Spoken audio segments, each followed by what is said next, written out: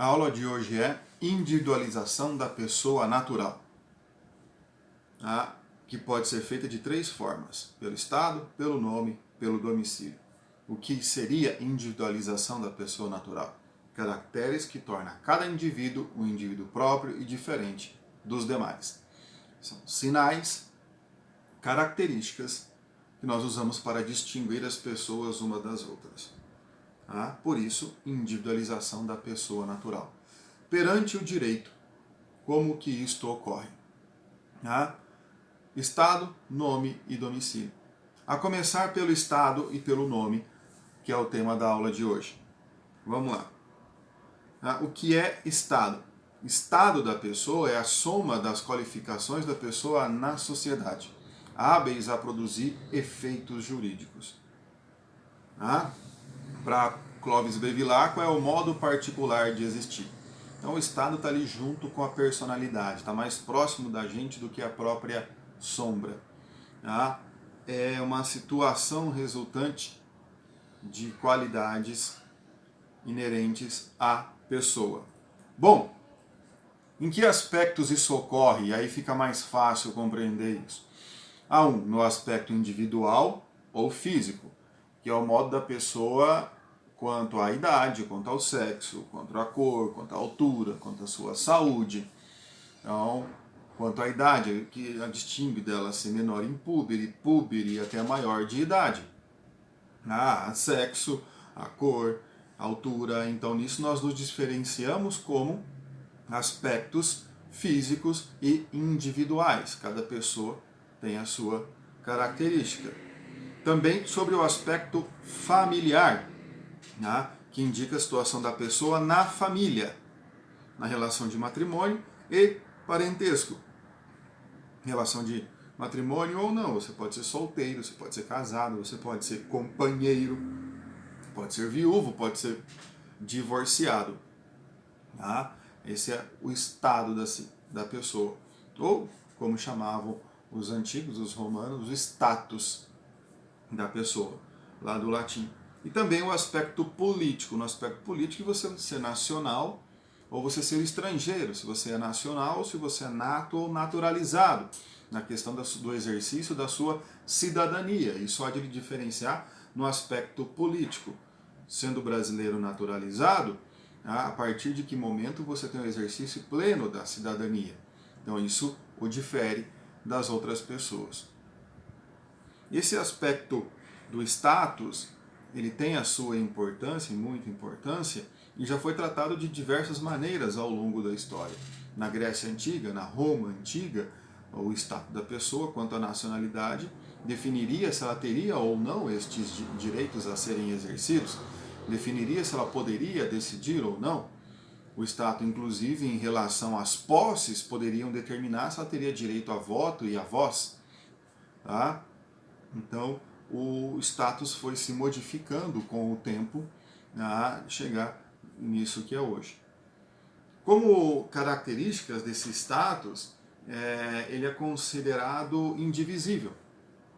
Ou você tem status ou não tem, você não pode quebrantá-lo em partes. Ou você é solteiro, ou você é casado. Você não pode ser os dois. Não, essa é a evolução. Você ora é um é outro. Você foi solteiro e depois tornou-se casado, você ou ficará viúvo ou divorciado, não retornará a ser solteiro novamente. E aí você não pode ser duas coisas ao mesmo tempo e não pode ceder parte dele, dividir parte dele. O status também é considerado indisponível. Eu não posso renunciar, dispor aquilo que eu sou. Eu não posso dispor a minha característica de cidadão brasileiro, eu não posso dispor o fato de ser ou solteiro ou de ser casado, aquilo que eu sou é indisponível. Status é justamente aquilo que eu sou, que o cidadão é, que a pessoa é. E o ser é indisponível. Não posso dispor, não posso ceder. E é também considerado imprescritível. Em que sentido? As ações de Estado não prescrevem. As ações de Estado não prescrevem. E aqui um exemplo. O status em relação ao parentesco.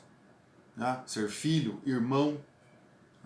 E uma ação de Estado é o reconhecimento da paternidade. A ação de reconhecimento de paternidade ela é imprescritível. Enquanto houver, a pessoa tiver interesse, ela pode pretender ser reconhecida como filho, a qualquer tempo. As ações de Estado não prescrevem. Já as ações, os direitos a uma obrigação, as ações que têm um direito patrimonial, elas prescrevem. Então, um exemplo é a petição de herança. A petição de herança é a ação que tem o herdeiro sonegado, que ficou de fora da partilha da herança, de pedir a sua parte na herança. Essa ação prescreve em 10 anos a partir da morte do autor da herança. Agora, para você ver a diferença. Se determinada pessoa pleiteia o reconhecimento da paternidade de alguém que já faleceu há mais de 10 anos, a ação de reconhecimento de paternidade não prescreve, terá o direito de ser reconhecido como filho se o for. Já não terá direito, mesmo sendo filho, de pedir a sua participação na herança, porque o prazo prescricional já ocorreu. Então, porque a relação de parentesco é uma ação de Estado. Daquilo que a pessoa é. Ela é filha ou filho de alguém. A ação ao patrimônio, a uma obrigação, a um outro direito patrimonial, elas sempre irão prescrever. Então, o Estado são essas características, ou status, essas características próprias, qualidades próprias, que tornam cada indivíduo o indivíduo que ele é, e a possibilidade de nós o identificarmos assim. E tanto que aí fica claro, vocês sempre souberam disso, só agora você sabe que isso tem um nome. É normal, na hora de preencher o cadastro, perguntar o estado civil. O estado civil está ligado à nossa relação com o matrimônio ou não. Ser solteiro, casado, companheiro, viúvo, divorciado. Não nesse sentido. Então, segue ainda o Código Civil e a legislação com uma outra forma de característica, aqui nesse sentido, com uma outra característica em relação à individualização da pessoa natural, que é a questão do nome e a proteção do nome. O nome da pessoa. Nome é a designação pela qual a pessoa se identifica no seio da família e da sociedade. Todos vocês, meus caros, todos vocês têm nome. Mas esse nome é esse sinal que é dado quando a pessoa nasce.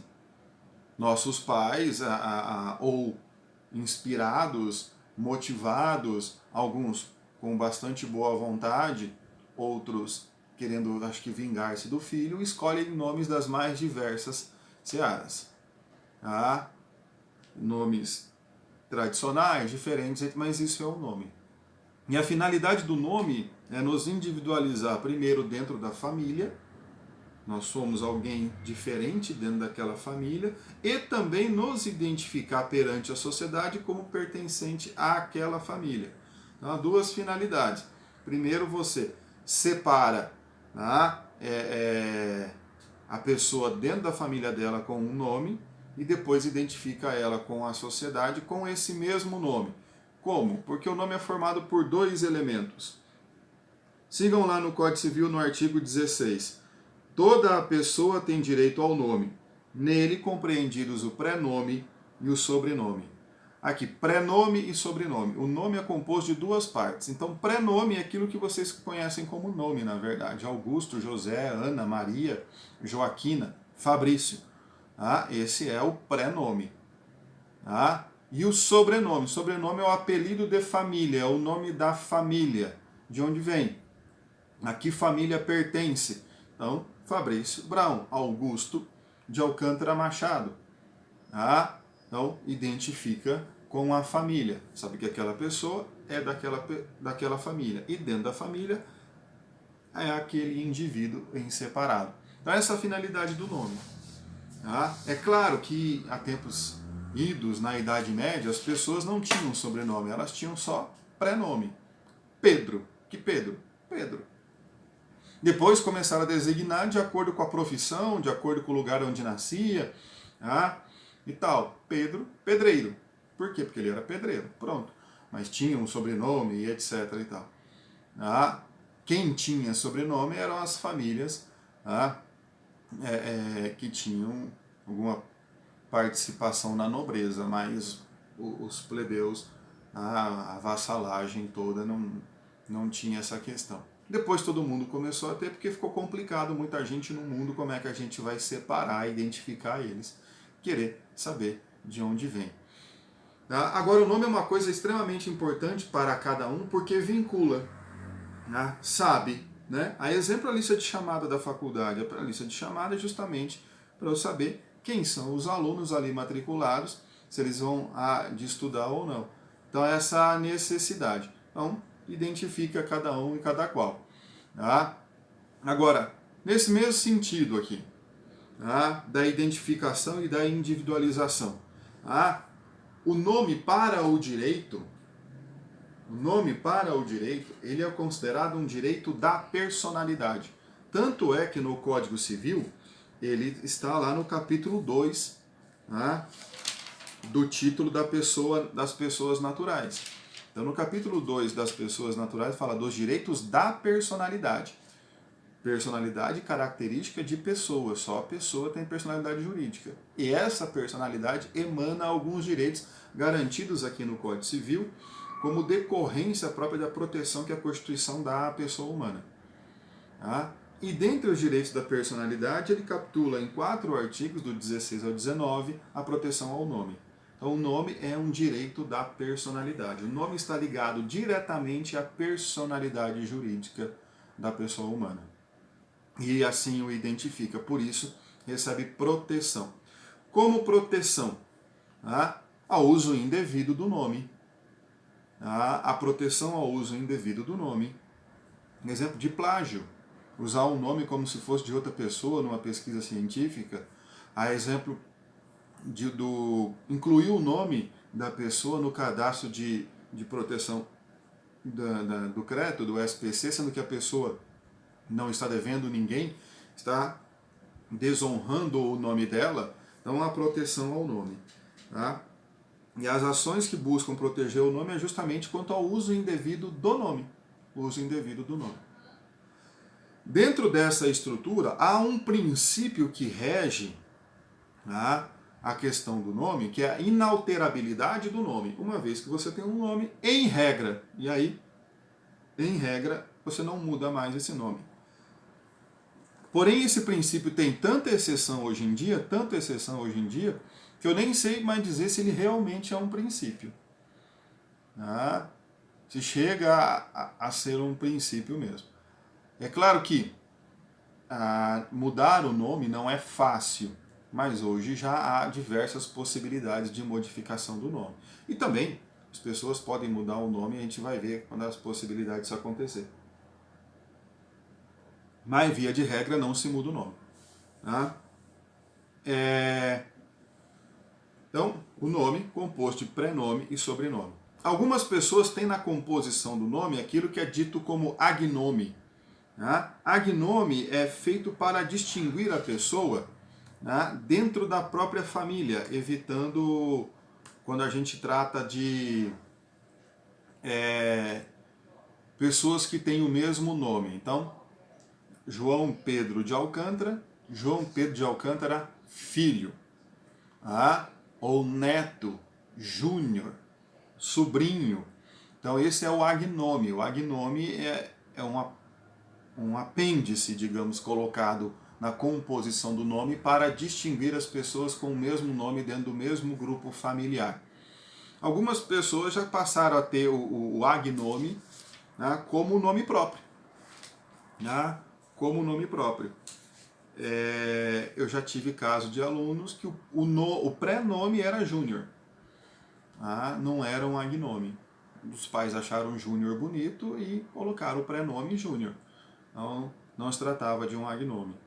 Teve inclusive uma ação judicial em que foi indeferido a mudança do nome, aqui no estado de Mato Grosso do Sul, eu acompanhei. A pessoa queria que fosse acrescentada no nome dele o Júnior, porque ele era conhecido como Júnior perante seus familiares, apesar de não ter o agnome. Só que ele não tinha o mesmo nome que ninguém da família, mas era chamado de Júnior. Então virou um apelido de família. Foi indeferido porque ele não mostrou a necessidade, o impacto que não ter esse Júnior no nome causava perante a vida dele. Só o fato de querer, perante os parentes mais próximos, ser assim reconhecido como Júnior, sendo que já o era. Então, tá? Então, o nome é composto então por prenome e sobrenome. E pode, às vezes, ter ali a questão, tá, como é que fala? Do agnome. Bom, e na hora de registrar o filho, como é que funciona isso? Você já, quem é pai, é mãe, sabe como funciona. O pai pega a certidão de nascido vivo, vai até o cartório, né? E faz o registro da criança e, na verdade, fala qual vai ser o nome para o tabelião, né? E o tabelião tem que tomar alguns cuidados, porque a lei de registros públicos, eu coloquei o número da lei lá no material de apoio, diz o seguinte no parágrafo único do artigo 55. Os oficiais do registro civil não registrarão prenomes suscetíveis de expor ao ridículo os seus portadores. Tá falando ao prenome porque sobrenome será do pai e o da mãe, dos pais, das mães, vão compor ali o sobrenome, na ordem que os pais preferirem. É primeiro da mãe, depois do pai, não tem uma regra geral para isso, não há uma obrigatoriedade da lei. A colocar o nome dos dois. Agora, o prenome vai tomar o cuidado, né, para não expor a pessoa ao ridículo. Digamos que o pai, a mãe seja de sobrenome Aquino e o pai de sobrenome Rego. E queiram dar o prenome da criança de Jacinto. Então pode ficar complicado. Ainda mais se tiver um terceiro sobrenome aí, Pinto. Da família Pinto, da família Aquino, da família Rego, e depois queiro dar o nome para a criança de Jacinto. Então na formação, Jacinto nem é um nome que possa expor a ridículo, mas cria-se uma chamada cacofonia, que ao invés de passar o sentido que se quer, cria-se uma outra frase. Isso é só um exemplo bastante ridículo, mas não é impossível de acontecer, porque são todos nomes reais. Porém, no Brasil ele se supera porque tem pessoas que têm o nome de carimbo, xerox, fotocópia, autenticada, tem pessoas que têm o nome de 123 de Oliveira 4, e isso é verdade. Tem pessoas que têm o nome de Mato Grossense, outros de Brasil. Então, as pessoas vão colocando nome. A questão é se expõe ou não ao ridículo. O tabelião ele pode não aceitar o registro. Evita-se também, hoje em dia, um cuidado muito grande por parte do tabelião de anglicismos exagerados. A pessoa quer colocar um nome com nome estrangeiro quase que impronunciável. Mas já dá para ver que tem gente que se supera e não faz isso. Assim como as pessoas criou-se no Brasil a corruptela de Walt Disney, tanto que é aí que vem o nome de Waldinei, que veio o Walt Disney e virou Waldinei, que é a corruptela de Walt Disney. Se enxerga isso e depois acaba criando um nome brasileiro para tanto. Então, nesse sentido aqui, a finalidade é evitar problemas futuros para a criança. Diz lá, quando os pais não se conformarem com a recusa do oficial, ele submeterá por escrito o caso, independentemente da cobrança de qualquer emolumento, à decisão do juiz. Os pais querem o nome, o tabelião tudo bem e tal, e manda para o juiz desempata, de ver quem vai ter razão.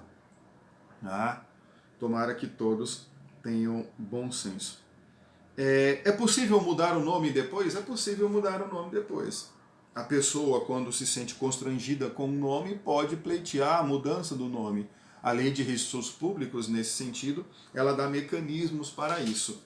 O que a pessoa, em tese, e de forma resumida, porque não vamos entrar na questão burocrática aqui, de maneira bem resumida, o que ela precisa fazer, única e tão somente provar que aquele nome está lhe causando constrangimento e até mesmo prejuízo. Lhe cria constrangimento e prejuízo porque o nome está vinculado ou é muito feio mesmo e tal, e sempre levou a que sofresse basófia, sofresse o que chamam hoje de bullying e tudo mais. Mas há um nível que causa prejuízos à pessoa. Prejuízos assim quanto ao seu psicológico e também na apresentação perante conseguir emprego e tudo mais, dado o nome. Essa finalidade. Então é possível a própria pessoa pedir a mudança do nome. Então, aí é assim. E aí vejamos agora algumas possibilidades. Desculpa. Antes, a questão do pseudônimo, que está lá no artigo 19 do Código Civil. O pseudônimo, adotado para atividades lícitas, goza da proteção que se dá ao nome. Então, o pseudônimo tem a mesma proteção que é dada ao nome. Para fins lícitos. Para fins lícitos. Então, o pseudônimo também tem a devida proteção. Agora, pseudônimo, aqui, então, há vários casos de artistas famosos que têm pseudônimos, eles têm nomes artísticos e são assim reconhecidos. Alguns deles acabaram incorporando esse nome, esse pseudônimo, dentro da formação do nome. É o caso da Xuxa, que pegou o apelido Xuxa, o pseudônimo Xuxa, cognônimo Xuxa, e colocou dentro do nome dela, para fazer parte do nome dela. Assim como o Lula também passou a ser conhecido só por Lula, acrescentou o Lula dentro do nome dele. O que precisa? Que esse pseudônimo, a pessoa realmente seja conhecida por ele. E quando ele tem a mesma proteção que o nome, significa que o uso indevido do pseudônimo é a mesma coisa que o uso indevido do nome, porque é como as pessoas conhecem. O pseudônimo utilizado para atividades lícitas, daí nesse sentido. Então que fique bem claro isso, tem a mesma proteção. Agora vamos ver então as possibilidades de modificação do nome. A questão da proteção, eu já falei para vocês, então lá no artigo 17 e 18 do Código Civil, não é possível utilizar o nome da pessoa para fins comerciais sem autorização. Teve um caso em Goiânia, de uma clínica de cirurgia plástica que colocou dentre os cirurgiões plásticos lá, se eu não me engano, foi o nome do Ivo Pitangui, que é o primeiro cirurgião, dos mais antigos, etc. Só que ele nem conhecia a clínica nem nada. Só queriam o quê? Chamar as pessoas para dentro. Liam Ivo Pitangui e iam para lá. Mas ele nunca trabalhou no uso indevido do nome. Depois tiveram que retirar e pagar uma grana para ele. Então, o 17 já fala de não expor ao desprezo público, desonrar o nome, etc. Para tudo isso, a ação correspondente perante o judiciário para parar o uso indevido e buscar a indenização. Buscar a indenização. Agora, outras questões que é possível se alterar o nome. Onde pode alterar? A lei prevê algumas. Substituição do prenome por apelidos públicos e notórios, a substituição ou a alteração. Correção de evidente erro gráfico. Isso acontece muito com sobrenomes e etc. da família, e o sobrenome fica errado. E aí não há mais uma identificação com a família de origem. Então há a possibilidade de corrigir o sobrenome para ficar igual ao da família de origem. Tanto que tem muito sobrenome que está no Brasil, sobrenome polonês, sobrenome alemão, sobrenome sueco, seja aqueles que têm mais vogal, mais consoante do que vogal, eles acabam que vão ficando errados e criam um novo sobrenome e perde aí a identificação com até com a família, nem sabe mais de que família que é aquilo ali pelo erro. Tabelião na ignorância, às vezes a pessoa que foi apresentar também era analfabeto, não sabia ler para corrigir a certidão ali na hora e acabou passando o erro. Então erro tem de monte. Então correção de evidente erro gráfico, isso não é difícil. Retificação do nome que possa expor ao portador ao ridículo, já falei. substituição de prenome ou do nome completo com medida de proteção à testemunha de crime que corre risco de vida. Isso aqui tem uma lei específica, a lei da proteção à testemunha, que em determinados casos o Estado mesmo autoriza e muda o nome completo da pessoa. Ela recebe uma nova certidão de nascimento, casamento, não sei o que, tudo bonitinho, documento, tudo novo com outro nome, para que ela possa ir para um outro canto e não ser encontrada. Porque se mantém o mesmo nome, tem que fazer o cadastro lá na conta de luz, tem que fazer o cadastro na negócio da energia, a pessoa acaba sendo encontrada. Então, para proteção à testemunha, tem isso aí também. A atribuição ao adotado do sobrenome do adotante. Quando há adoção, a criança tira os sobrenomes dos pais biológicos e coloca do adotante. Dependendo da idade da criança, se ainda tem a idade e não tem a identificação dela com o prenome, o próprio prenome pode ser modificado.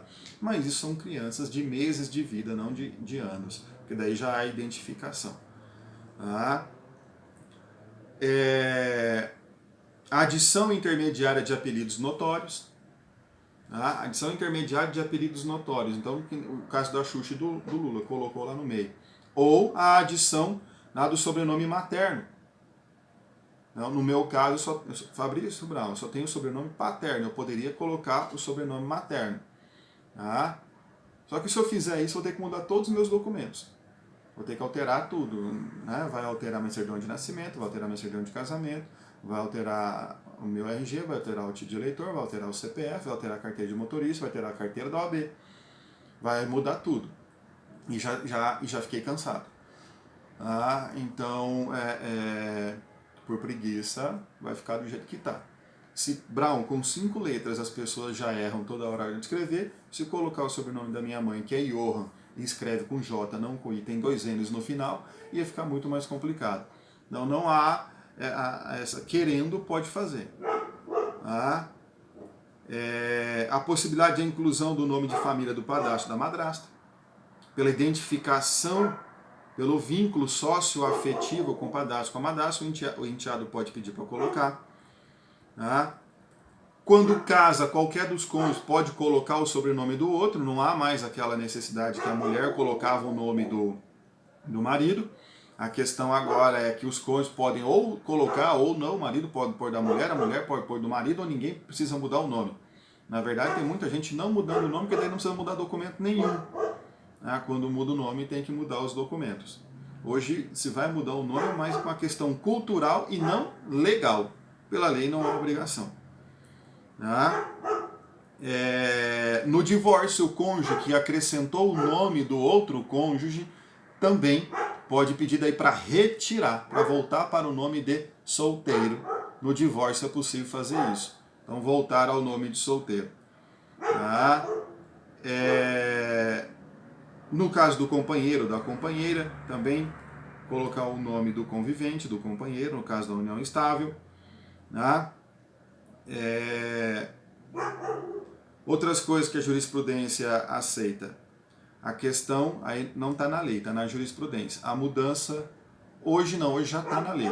A mudança de nome no caso de transexuais. Há inclusive um processo simplificado perante o cartório pela transexualidade, a questão da mudança do gênero, adaptação do nome ao gênero da pessoa. Não, essa modificação. E outra possibilidade que tem pela jurisprudência, a exclusão do sobrenome paterno no caso do abandono do filho pelo genitor. É difícil, mas se provado, é possível. Então o nome recebe essa proteção toda pela lei, e é bom não ficar mudando de nome, porque dá um trabalho da gota ficar mudando documento e etc., dado que é o sinal que nos identifica perante a sociedade e perante a nossa família. Não? O que eu gostaria aqui de pedir para vocês encarecidamente é que o estudo quanto ao nome não fique só nessa aula, o estudo quanto ao Estado não fique só nessa aula. Leiam o Código Civil, leiam os artigos da Lei de Registro Público, leiam esse breve resumo e estudem a doutrina. Estudem a doutrina, leiam a doutrina, porque o aprofundamento da leitura e do estudo vai fazer com que vocês incorporem um vocabulário jurídico muito maior. Esse vocabulário vai compor o léxico de vocês, Tá? Vai ser próprio de vocês e vocês poderão cada vez mais compreender com mais facilidade aquilo que é dito, aquilo que é escrito. Tá? No começo pode ser que a linguagem do direito seja complicada, mas é necessário romper essa dificuldade. E para isso, há que começar a ler a doutrina. Então vai lá nos livros da bibliografia básica, todos os que compõem a bibliografia básica, eles estão na biblioteca digital, em tempos que você só pode socorrer a ela, tá lá para ajudar vocês. Entrem lá, leiam esse conteúdo. Tá? Nós teremos uma avaliação só sobre o conteúdo dessas duas aulas. Então, faremos uma conferência para tirar dúvidas sobre as questões dessas duas aulas. Peço perdão por algumas interferências de som e de latidos de cachorro que vocês podem ter ouvido. É que home office tem esses detalhes, a gente fica preso nisso. O estúdio aqui de casa é bastante improvisado, vocês podem ver pelo cenário. Do mais, continuem firmes, com saúde, estudando. Não se esqueça de se inscrever no canal, clicar no sininho para receber notificação e deixar o seu like se você gostou ou não. Contribui agora que o professor virou youtuber. Sejam todos vocês muito felizes.